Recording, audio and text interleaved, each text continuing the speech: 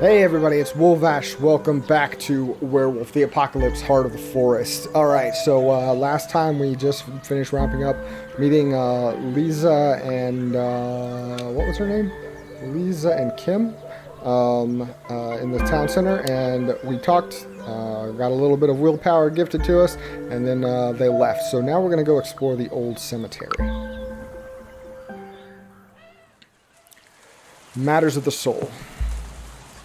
So, we have quite a few churches here, Bartok explained as we walked down the road.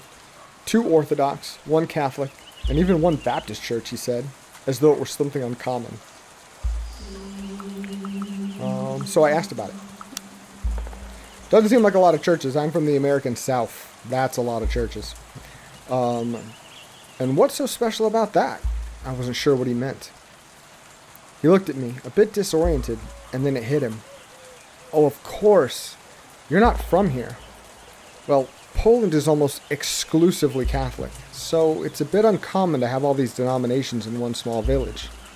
Any Lutheran churches? Asked Anya. I don't think so. Bartok shook his head as he led us to a small wooden church surrounded by a cemetery. Anyway, even though we have all these churches, there's only one cemetery. The church was Orthodox, but the graves were a mishmash of styles and faiths. Catholic, Orthodox, atheists, everyone resting together.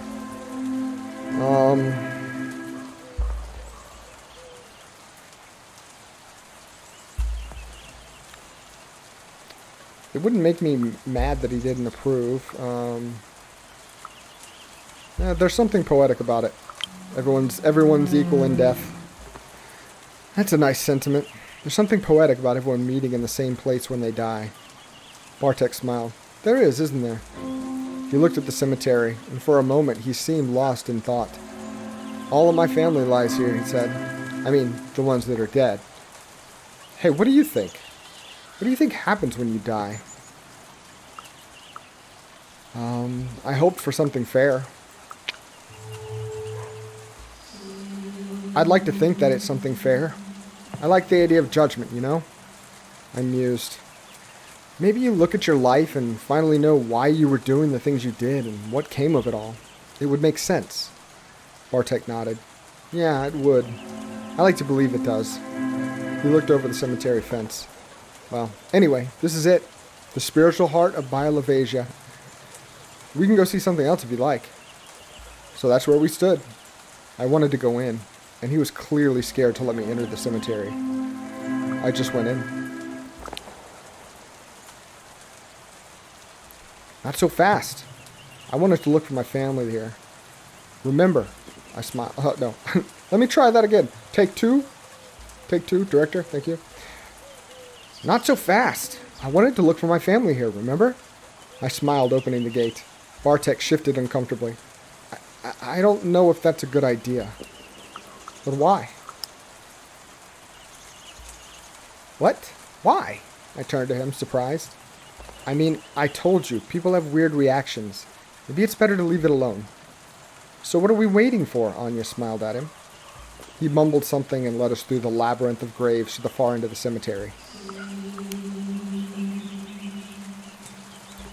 The walkways were very narrow, and the whole place seemed quite chaotic. Catholic crosses, Orthodox crosses, no crosses at all, huge statues and simple gravestones. Graves you couldn't see because of all the flowers, and graves that seemed completely forgotten. And then I saw the woman.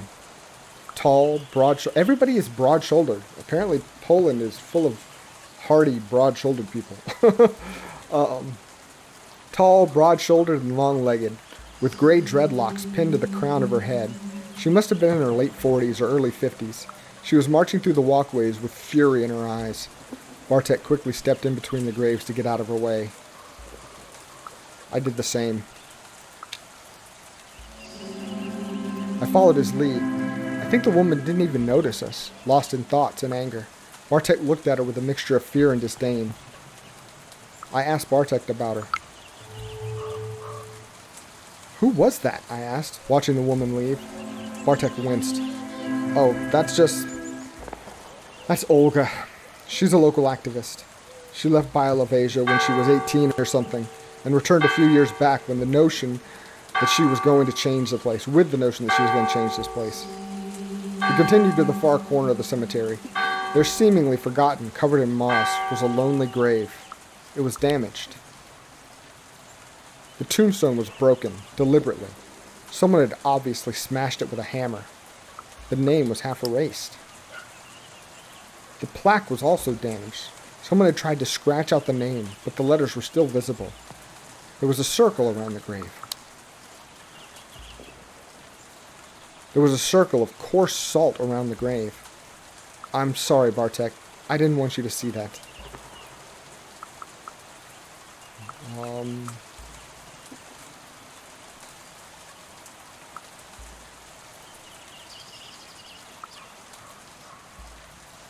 How do I want to respond to this? We don't know anything about the tombstone. I don't see why we would be mad about it. I'd look around. No, I wouldn't. I would ask if it was because of me, because he specifically said I didn't want you to see that. Is it because you asked about me? I asked through clenched teeth. He shook his head. The first thing I did when you gave me the name was come here. It was already like that.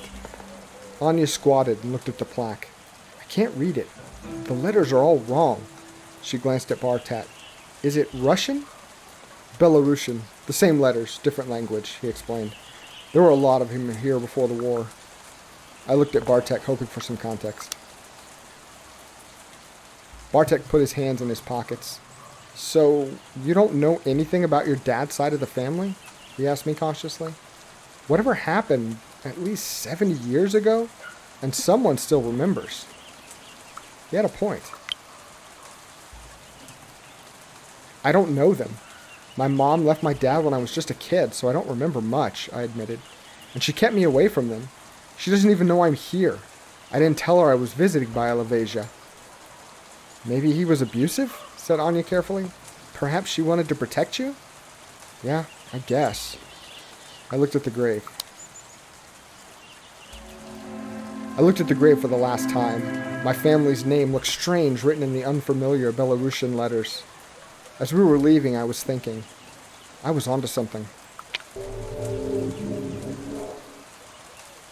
There was something unnatural about my family.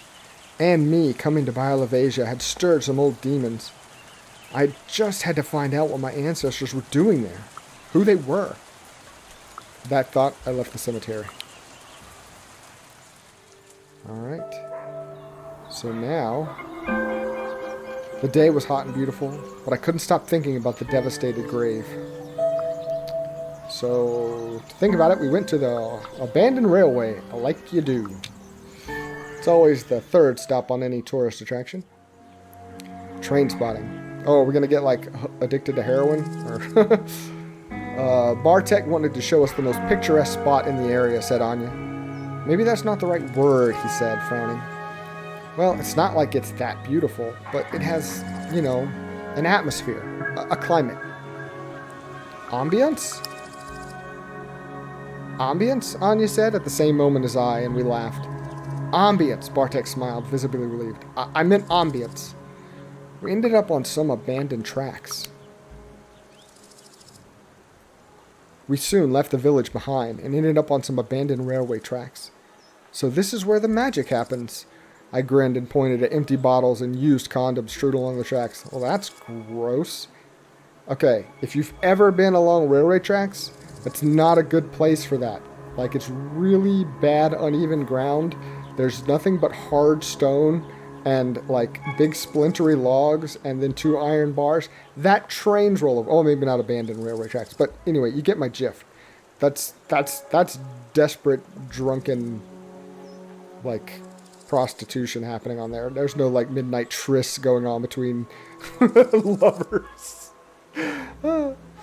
But with the slow, winding river a stone's throw away and the long, drooping branches of the old trees shading the unused railway, that place really was picturesque.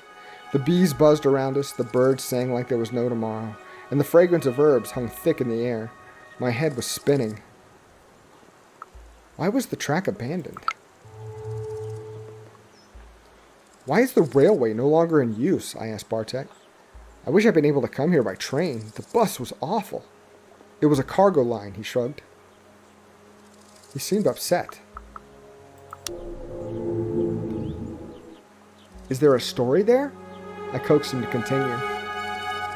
The line was used to move wood, but it all went to shit in the 90s, he sighed. The system changed, the lumberyard was privatized and closed, and everyone lost their jobs. Now, at least we have tourists, he smiled at Anya. But for most older folks, it's just benefits and vodka. When we entered the dense copse, we noticed a woman standing there among the trees. It was Lisa. Hello, Bartek, she said. How did she get there? How did you get here so fast? I couldn't help but ask. There are shortcuts. She didn't elaborate. Hello, Elizabeta Danilovna, answered Bartek. I could hear something in his voice. Was it fear? Respect? Anger?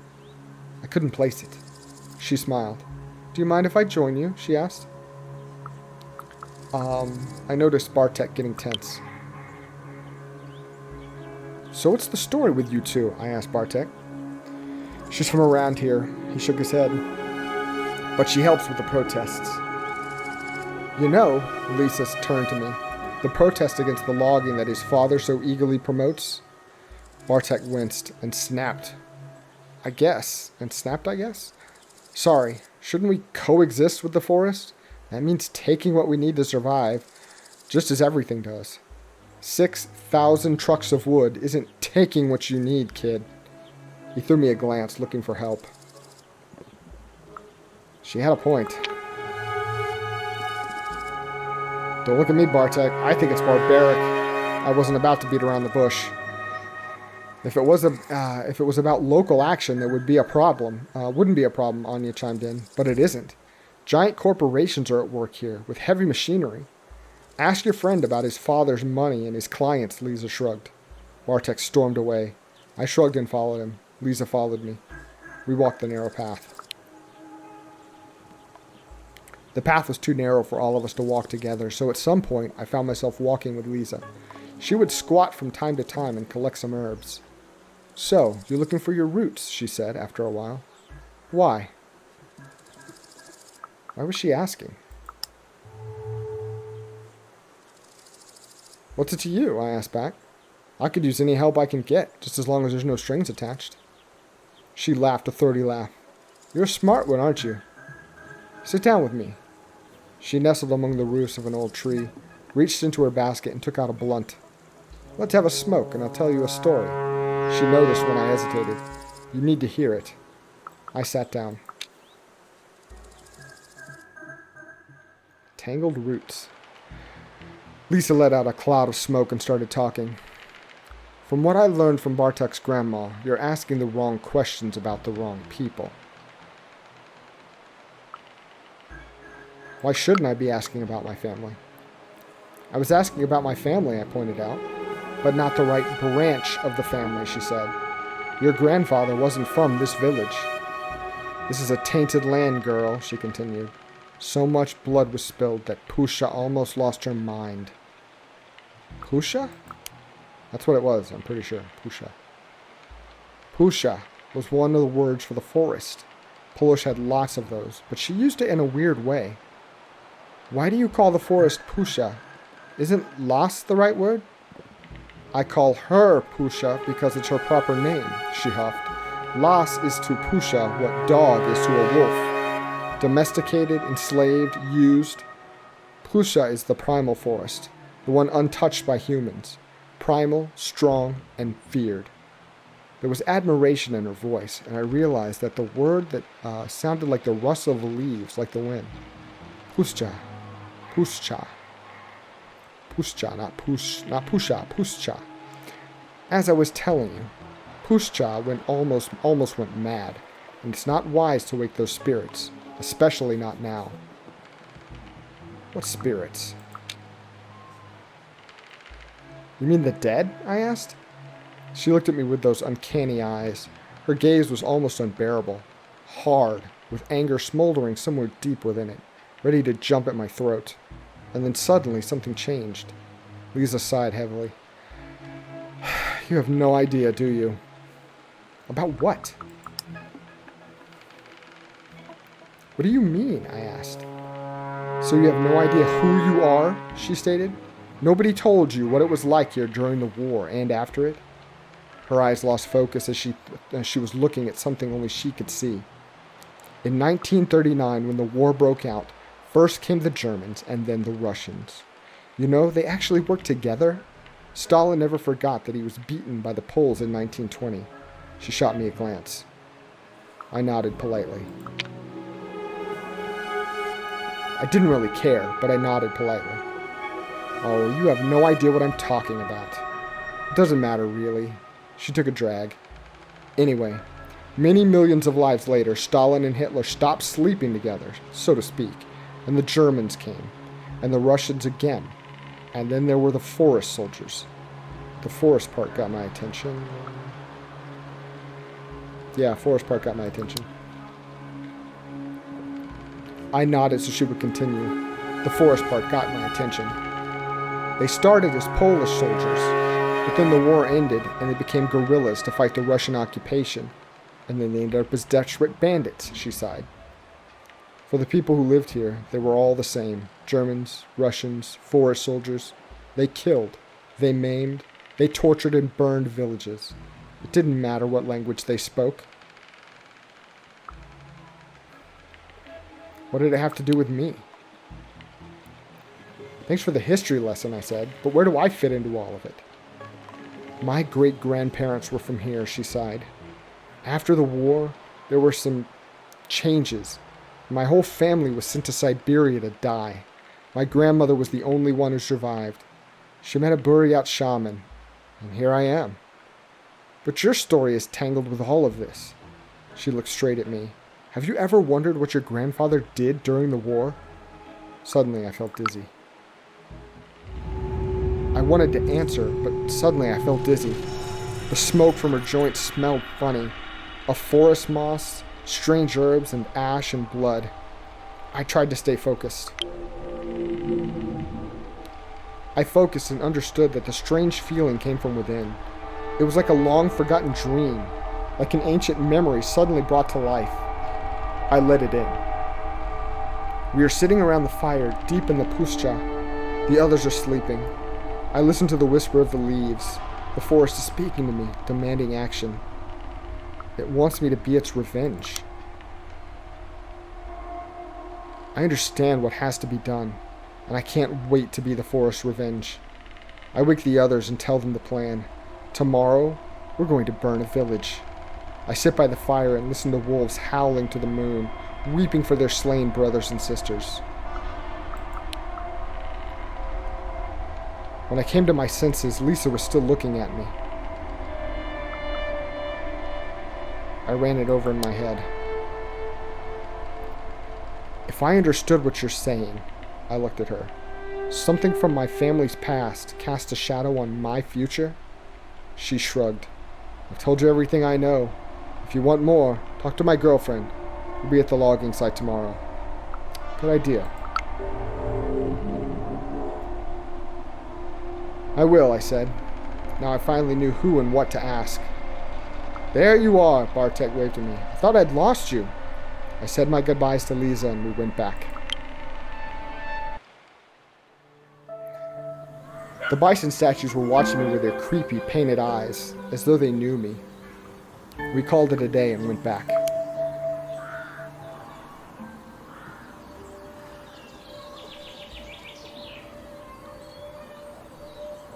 Sorry if you hear me drinking. It's a lot of reading. The first evening. The B&B was quaint. I left Anya and Bartek outside. They looked like they needed some time alone to say their goodbyes. When I got out of the shower, Anya was back, smiling and a little flustered. What a day, she smiled. So what do you think? I made a quick mental inventory of everything that had happened that day. I told her what happened when I talked with Lisa. Something weird happened when I was talking with Lisa. I think it was her joint, but I saw some things. It looked like something from the past. Like, from your past? For a second, I searched for words to explain it to her, but I couldn't really. I think it was my grandpa. It's hard to say, but it sure was weird. I shrugged, ending the topic.